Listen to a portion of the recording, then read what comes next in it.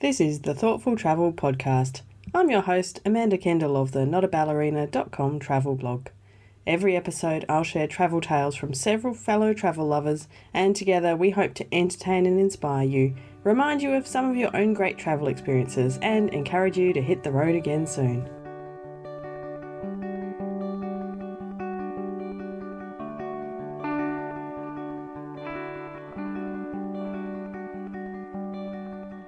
Hello and welcome to episode 45 of the Thoughtful Travel Podcast. Today we're going to be talking about ways to experience nature on your travels. Before we get to the nature though, I just want to extend another invitation for you to join our Facebook group. It's called Thoughtful Travellers, and if you head to Facebook and search for Thoughtful Travellers, the group should pop up anyway and you can request to join, but I'll also put a link in the show notes so you can just click through if you want to. We've had some great chats over there lately, and an amusing one recently about my accent, and I actually think I don't have an accent. I mean, I guess everyone thinks that, but apparently I have a kind of endearing Australian accent if you're not Australian. So who knew? I always think that I want to sound more and more neutral and less Australian, but I guess I can't help it. So thank you and hello to the lovely people who are complimenting my accent. If that's the reason you listen to the show, then I hope you enjoy it. And today we have two other Australian ladies on the podcast, so you should get a really good dose of Aussie today. All right, so back to nature. Now, I am definitely a city girl at heart. I grew up in the city, in the suburbs of the city, to be fair. And I do like to have access to all of the things that a city offers, but I also definitely need regular doses of nature. Now, where I live in Perth, of course, it's easy. I live opposite a park. There's bush within a minute's walking distance. The ocean is a 5-minute drive away. It's pretty easy to get my regular doses of nature even when I'm at home. And when I travel, I definitely like to experience nature, not in an extreme sense, but in a, oh my goodness, it's so beautiful sense. That's my take on nature, but we're going to hear from 3 other people today and see what kind of nature they enjoy experiencing on their travels. And first up, we have Sarah Ridout, who you might remember from previous episodes, is a novelist who lived abroad for many years and has set a novel in France for a start that's been published recently. But she has some interesting stuff to say about nature, particularly when they moved back from Europe to Australia. I think it's really important to have a balance in travel and holidays, of, mixing culture and cities and nature. One thing we did when we moved back to Australia, is make sure we went to all the, places that are iconically Australian, like Uluru and Kakadu, yes. and, the things that when you're living here, bizarrely, you think, oh, I'll do that next year. I'll do it. So You just never do it, And having lived all over the place, and having the kids who'd never really lived in Australia, I thought, they've seen so many cities and everything. The things that are unique about Australia really are those natural places. You can't see anything like that anywhere else in the world. So true. And so, that's why I thought. And Kakadu, for me, it's got to be one of the best holidays I've ever had. It was just incredible, just the sense of place, the incredible space, the timeless wonder of it, the cultural aspects, the respect, the acknowledgement of the first people, the whole thing is just outstanding and incredible. And we went, must have been in the June, July sort of holidays. Right. So it was the dry season. And it was wonderful. And amazing. It was also, we were there for NAIDOC week. Oh, wow. So there were cool. all these, which we hadn't planned. It happened that way. Oh, a happy coincidence. Yeah, it was a happy coincidence. So there were all these extra cultural activities on, fabulous. explaining things. And it is so immense. It's absolutely ginormous, but it's so worth seeing. So I'd say definitely to anyone to go to that. And also then Uluru as well. That's also really amazing. Yes. I must confess I have not been to Kakadu, but I have been to Uluru, and that is just, it really is unique to Australia to have It this is. immense space and this crazy huge rock in the middle I and the know, and the colours. colors, yeah, the colors and the stars. We Absolutely, did the yes. thing at Uluru. I can't remember what it's called now, Oh, with the but meal we and stayed at, I can't remember the hotel, but you have like dinner hmm at as close as you can really to Uluru, and they have an astronomer, and they tell you stories about the stars, and they've got this like infrared sort of thing that they point at the stars, and he said, oh, and if we're really lucky, we'll see a shooting star. And he just pointed the thing, and suddenly this shooting star happened, and he pointed right at it, so everyone was watching it. that's And it amazing. was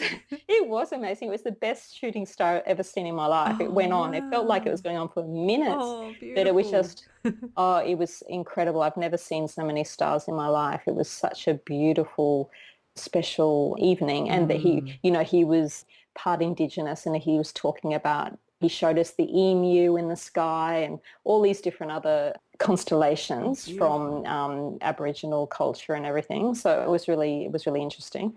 And so whenever friends from Europe want to come to Australia, I Mm, always say to them, see those places first. They're the yes. places to see, because really, every country has cities, Yeah. and they all have the same things, especially with globalization. Yeah, absolutely. There's, They're very familiar yeah, looking. Yeah, they yeah. And are. Australian There's cities are nothing. lovely, but there's nothing that's Yeah. particularly unusual about them compared to a lot of No, other cities around the world. Yeah, that's right. true. Like, I mean, there are unique places like Venice or something, but Mm. most cities are pretty, especially, you know, modern in inverted commas, cities, Yeah, countries like Australia yeah, or America, yeah.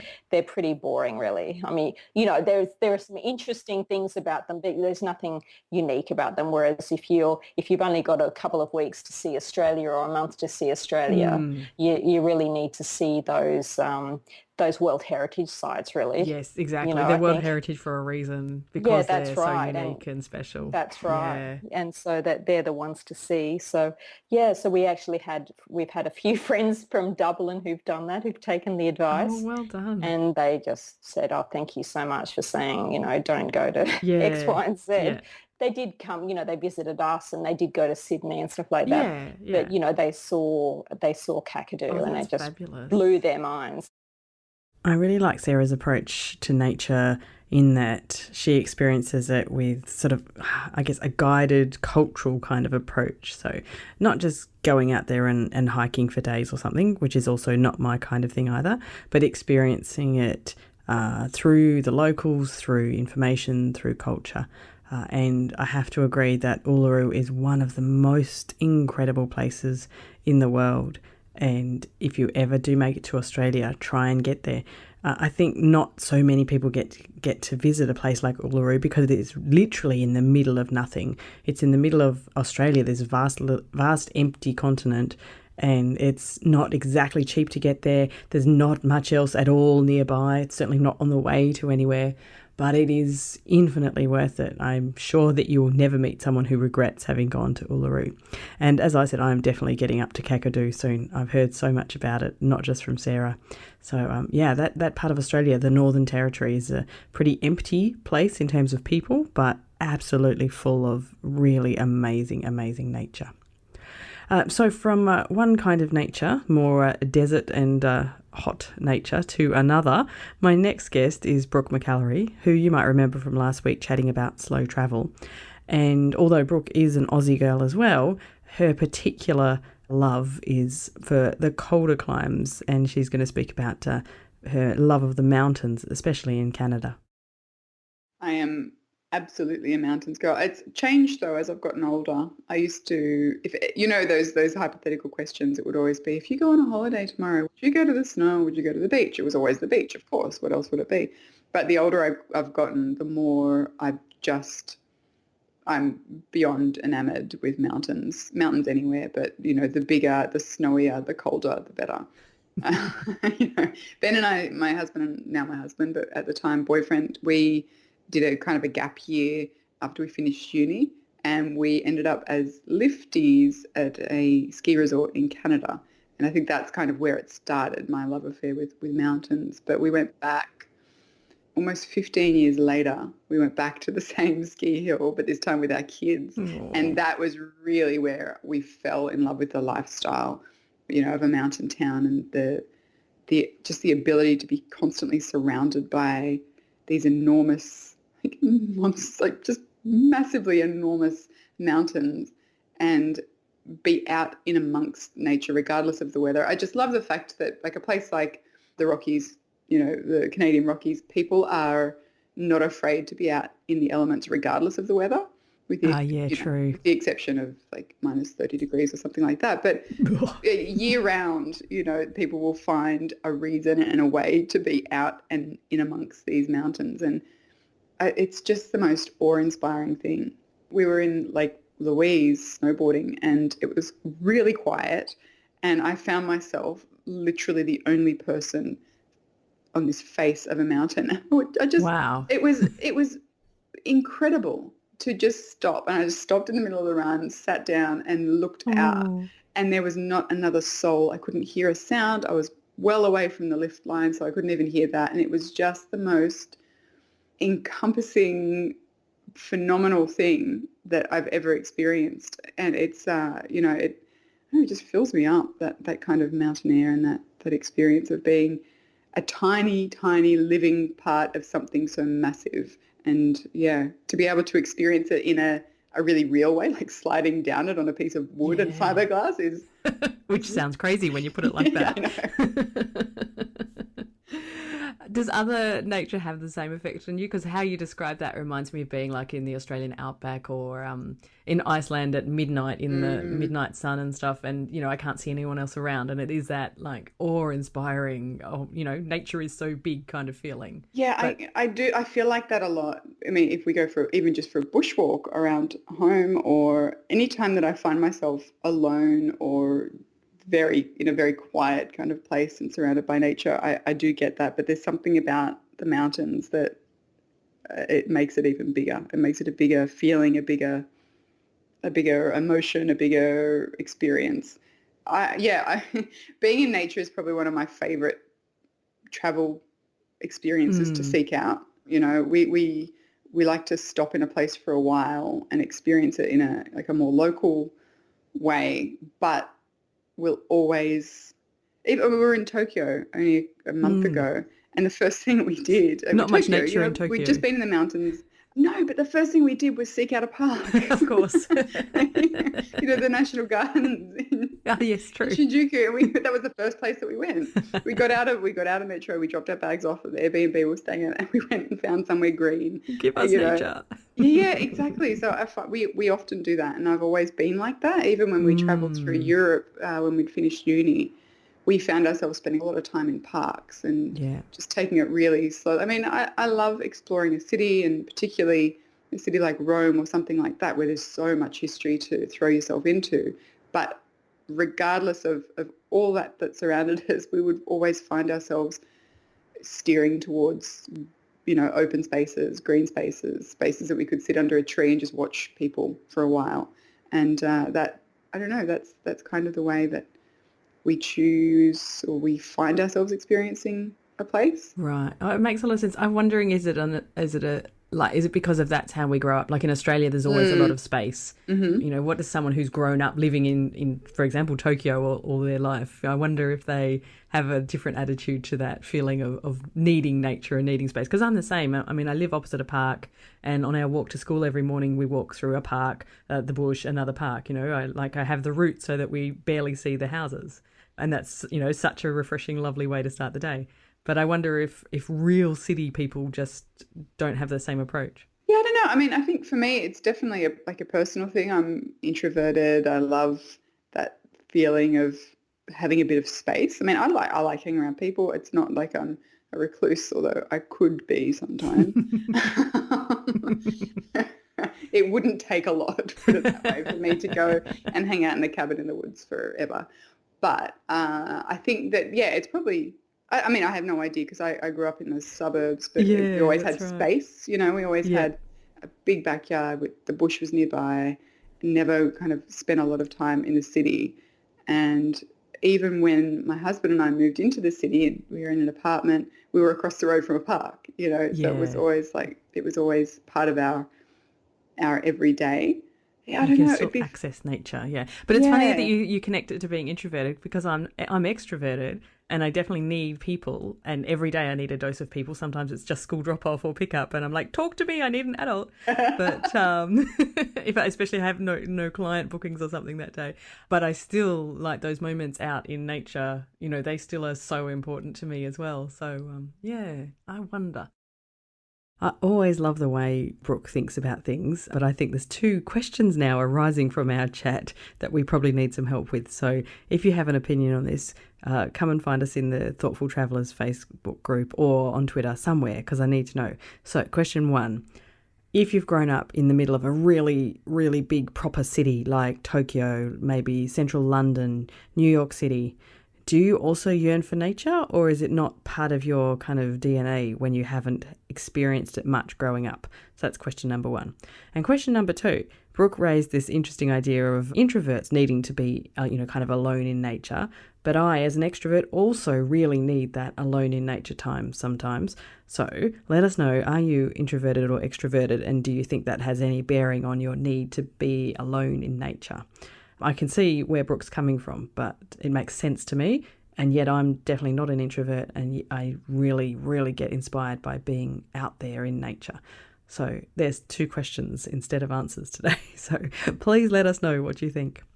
And now my final guest today is Zoë Dawes of The Quirky Traveller. Now, I've known Zoë online for many, many years, and so lucky that last year she was on a trip out to WA that I got to join as well. And so we got to spend some time together here in my lovely hometown. So great to have caught up with Zoë and then to chat again for the podcast.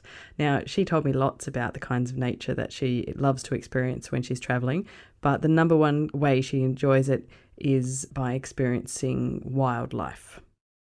I've been very fortunate in the last few years to have some of the best nature experiences. And by nature, I'm including in here wildlife. I went to British Columbia a couple of years ago to see grizzly bears. Wow. Yeah. And it was great. I bet. We flew up in a little seaplane. So I'd never done that.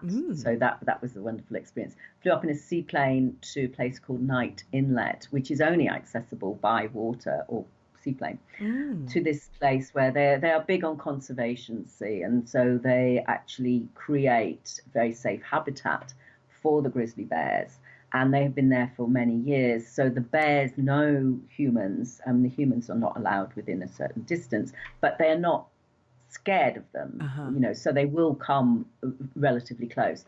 And we were there. It was sort of late spring, early summer.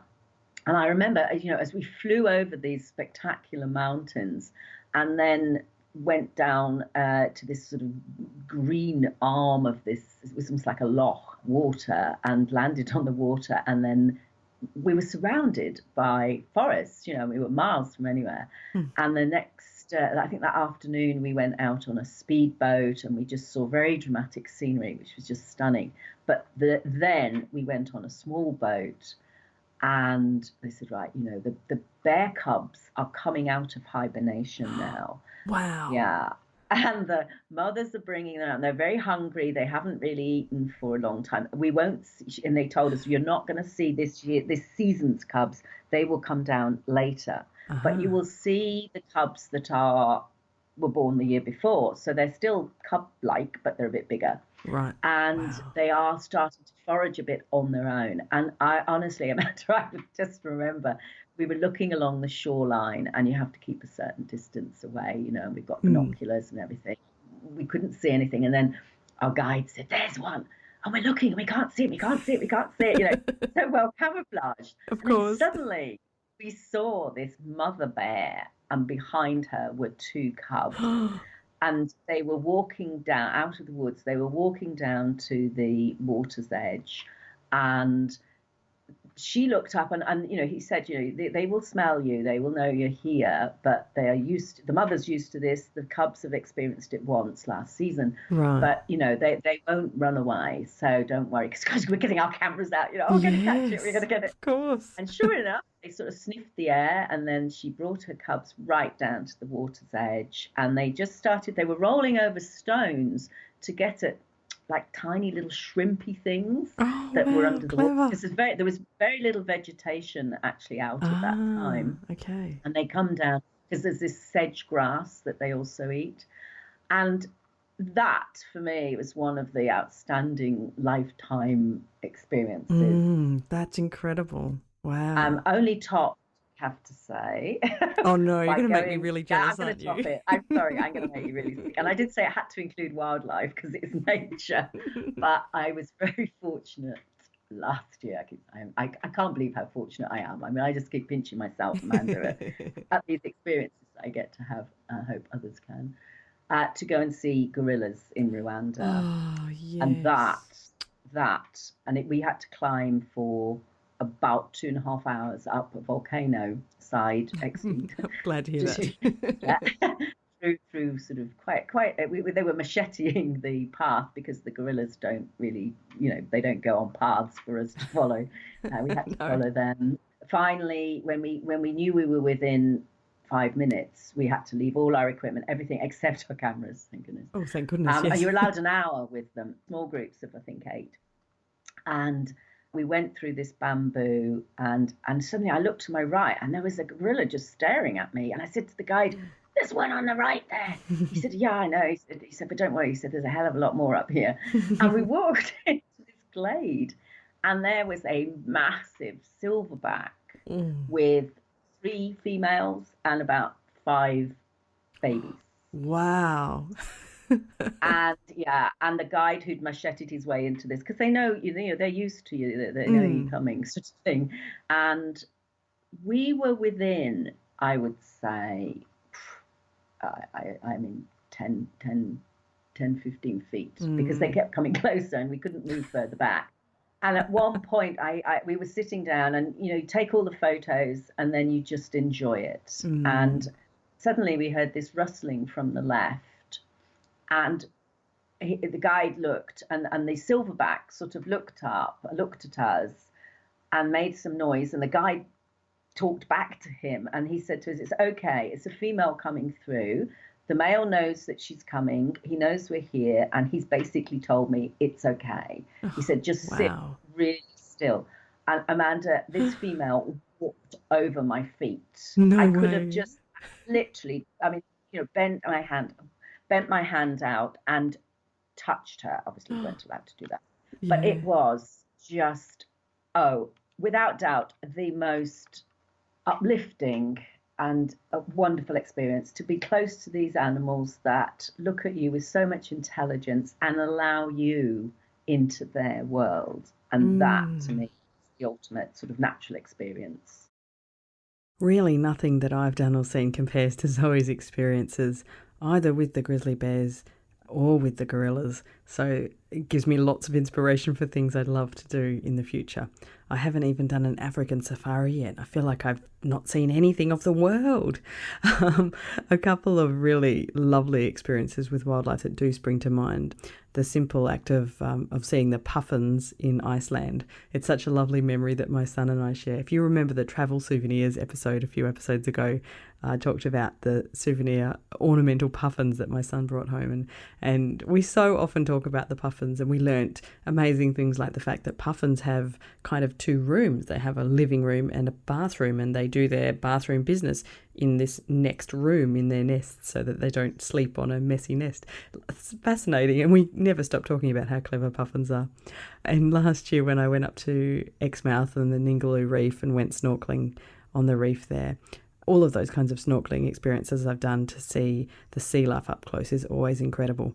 But now I am very, very keen to see more. So Zoe has been inspiring me again. Anyway, I'd love to hear more about what kind of experiences of nature you love to have on your travels, or any particular stories you have to share. So do hop over to our Facebook group, search for Thoughtful Travellers, or catch up with me on Twitter. I'm always hanging out there at Amanda Kendall, and you can use the hashtag ThoughtfulTravelPod. And the links I'm about to give you and everything else is in the show notes. And today the show notes will be at notaballerina.com/45, because episode 45 already, coming up to 50. How exciting. So as always, a huge thank you to my guests for sharing these really interesting stories and insights. First up, we had Sarah Ridout, and you can find her at sarahridout.com.au. She's SARAH, and Ridout is RIDOUT. And you can look up her novel set in France, Le Chateau. I've got links in the show notes. Next up, I spoke with Brooke McAlary of the Slow Your Home website and the Slow Home podcast. Definitely look up the Slow Home podcast and have a listen. She's always inspiring. And I'll leave a link to Brooke's new book, Destination Simple, as well. And finally, for the first time, we chatted with Zoë Dawes of The Quirky Traveller. So she's at thequirkytraveller.com, and you can find her on Twitter and Instagram with Quirky Traveller as well. I love the way she covers what she sees in the world. It's always, well, as you can probably guess, a little bit quirky. So please do hop over to Facebook or Twitter and let me know about some of your interesting experiences with nature. I would love to hear about them.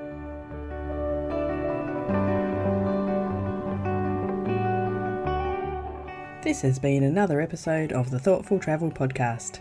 Show notes and other information are at notaballerina.com/podcast. Join me again soon for another chat about why we travel. Bye for now.